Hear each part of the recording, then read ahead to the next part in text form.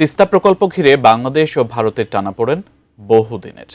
তবে এবার সেই প্রকল্পকে কেন্দ্র করে ভারতকে খোঁচা দিয়ে বাংলাদেশের পাশে থাকার ঘোষণা দিয়েছে এশিয়ার অন্যতম পরাশক্তি চীন, যা এখন পুরো অঞ্চলের আলোচনার কেন্দ্রবিন্দু। ভারতকে ইঙ্গিত করে ঠিক কি বলল বেইজিং, বিস্তারিত জানাচ্ছেন শিহাব ইসলাম। তিস্তা নদীভিত্তিক বৃহৎ উন্নয়ন প্রকল্পে বাংলাদেশের প্রতি পূর্ণ সমর্থন জানিয়েছে চীন।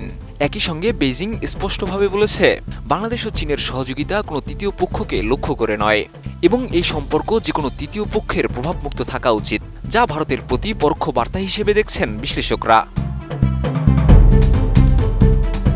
শুক্রবার চীনের পররাষ্ট্র মন্ত্রণালয়ের নিয়মিত ব্রিফিংয়ে মুখপাত্র গুও জিয়াকুন বলেন, তিস্তা নদীর সমন্বিত ব্যবস্থাপনা ও পুনর্বাসন বাংলাদেশ অত্যন্ত গুরুত্বের সঙ্গে বিবেচনা করছে এবং চীনী প্রকল্পে সাধ্যমতো সহায়তা দিতে প্রস্তুত। তিনি আরও বলেন, তিস্তা দুই দেশের দ্বিপক্ষীয় সহযোগিতার একটি গুরুত্বপূর্ণ প্রকল্প এবং এই সহযোগিতা কোনো তৃতীয় পক্ষকে লক্ষ্য করে নয়।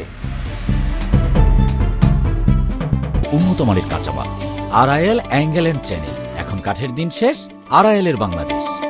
তবে রাজনৈতিক বিশ্লেষকদের মতে, তিস্তা প্রকল্পে চীনের প্রকাশ্য সমর্থন এবং তৃতীয় পক্ষ প্রসঙ্গটি মূলত ভারতের উদ্দেশ্যে দেওয়া একটি কূটনৈতিক বার্তা। কারণ তিস্তার পানি বণ্টন ও অববাহিকা ব্যবস্থাপনা নিয়ে দীর্ঘদিন ধরেই ভারত সংবেদনশীল অবস্থানে রয়েছে। বিশেষ করে পশ্চিমবঙ্গের আপত্তির কারণে বহু বছর ধরেই বাংলাদেশ ভারত তিস্তা পানি বণ্টন চুক্তি বাস্তবায়ন হয়নি। কিন্তু প্রধানমন্ত্রী তারেক রহমানের 25 ও 26 জুনের চীন সফরে তিস্তা প্রকল্প নিয়ে দুই দেশের মধ্যে গুরুত্বপূর্ণ আলোচনা হয়। সফর শেষে প্রকাশিত যৌথ ঘোষণাপত্রে জানানো হয়, চীন তার সক্ষমতার মধ্যে তিস্তা প্রকল্পে সহায়তা করবে।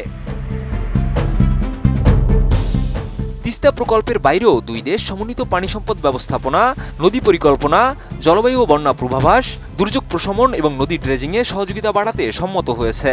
এই সহযোগিতা ভবিষ্যতে মেঘনা অববাহিকা ব্যবস্থাপনা এবং বাংলাদেশের বন্যা নিয়ন্ত্রণেও ইতিবাচক ভূমিকা রাখতে পারে বলে আশা করা হচ্ছে। চীনের প্রেসিডেন্ট শি জিনপিং প্রধানমন্ত্রী তারেক রহমানকে আশ্বস্ত করেন, চীন বাংলাদেশের বিশ্বস্ত বন্ধু হিসেবেই পাশে থাকবে এবং উন্নয়ন পরিকল্পনা বাস্তবায়নে সহযোগিতা অব্যাহত রাখবে। জবাবে প্রধানমন্ত্রী তারেক রহমান এক চীন নীতির প্রতি বাংলাদেশের সমর্থন পুনর্ব্যক্ত করেন। যৌথ ঘোষণাপত্রে তাইওয়ানকে গণপ্রজাতন্ত্রী চীনের অবিচ্ছেদ্য অংশ হিসেবে বাংলাদেশের অবস্থানও পুনরায় উল্লেখ করা হয়।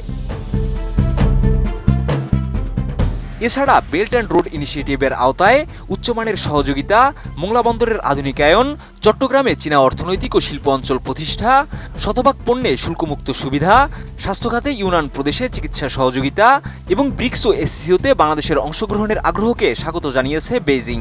একই সঙ্গে রাখাইন রাজ্য থেকে জোরপূর্বক বাস্তুচ্যুত মানুষের প্রত্যাবাসন ইস্যুতে বাংলাদেশ মায়ানমারের আলোচনাভিত্তিক সমাধানের প্রতি সমর্থন জানিয়েছে চীন।